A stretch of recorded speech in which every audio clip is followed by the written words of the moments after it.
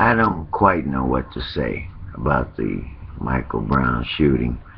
Um, I know that we should have all the facts before we concrete our opinion.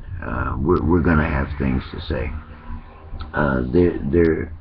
They're talking about the boy now and discussing how tough he was, and he was this and that.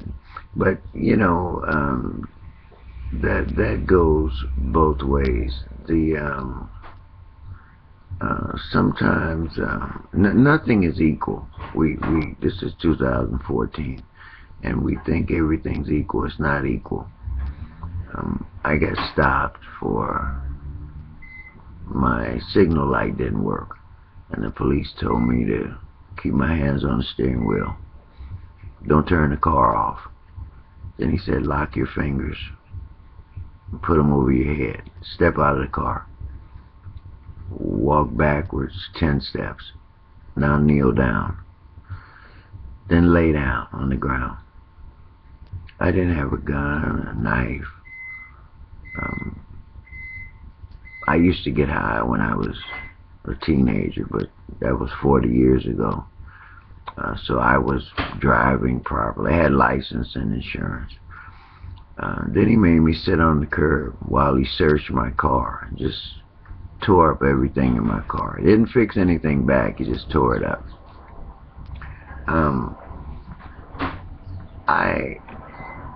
I came home, and one day I saw a lady, a white lady, about 62 years old. She got stopped on the highway in Texas doing 95 miles an hour. Highway patrol stopped her. They had to get 2 motorcycles to stop her. She didn't stop initially when the guy first told her to stop. She didn't stop. So the other patrolman came, and she stopped. They asked her for a license and insurance. And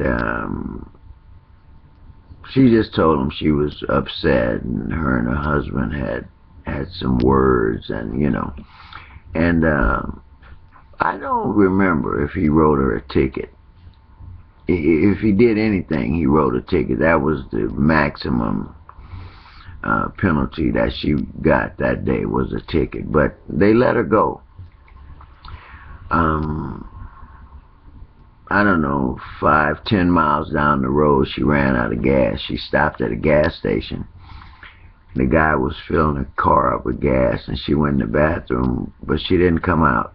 So the attendant was looking for her, and he was searching all around. He went in the bathroom, and she was sitting on the floor, sprawled out, you know, crying. And so he tried to get her family's phone number, and he couldn't get any information out of her.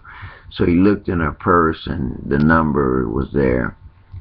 And he called that number, her home number. Nobody answered, so he called the police. They came out, and they called an ambulance and was very nice to her. And one officer opened the trunk of her car, and her husband of 35 years was in the trunk of the car, dead. She had shot him like 6 times. They never searched her car. They never looked for anything. So I only brought that up to let you know that everything is not normal and equal and fair. It doesn't work like that. In this case, I'm saying to you that Michael Brown, I saw some things he did and put together some, I think he was a tough kid. I think he was probably what you would consider a bully. I saw what he did in that store. Just stealing some cigars doesn't make you a bully. But after he took the cigars and the old man was telling him, no man, you gotta pay for that, you can't leave.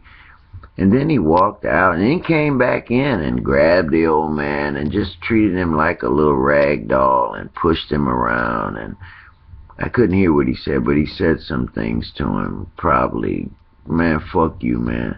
I'm taking this food. This is mine. Get the fuck out of here, little old motherfucker. Or something like that. So we know he's a tough guy.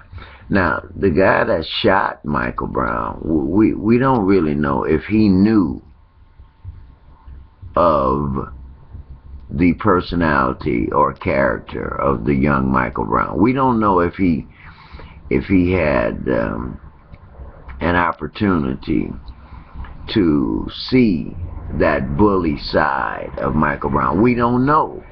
We don't know. Nobody tells the truth anymore today. If he had seen that video of what Michael Brown did in the store, well, he would have formed an opinion and said, oh yeah, this kid's a bully. But that's still not enough to shoot him.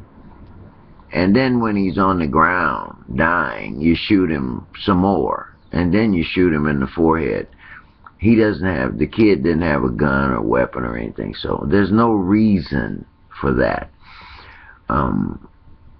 A policeman friend and a lifer, Marine friend of mine told me that when you draw your weapon, you're really not supposed to wound somebody. You're not supposed to shoot them in the leg or the arm.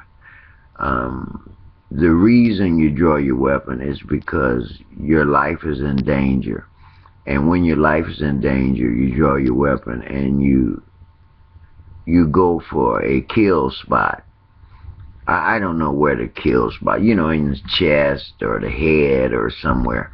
But that seems to be the law with the Marines and the police and, people that have licenses to carry guns. I don't know. But to shoot him while he's on the ground and then shoot him in the forehead, that's kind of crazy. You could have apprehended him and arrested him. You could have shot him. You didn't need to kill him. Maybe the law says, like my Marine friend said, you can't shoot him, you can't wound him. Because if there's a reason that he makes you draw your weapon, you have to kill him. I don't know how that works. I'm not a Marine, I'm not a police officer.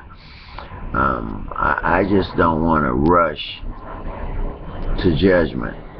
I know that he didn't have to kill that guy.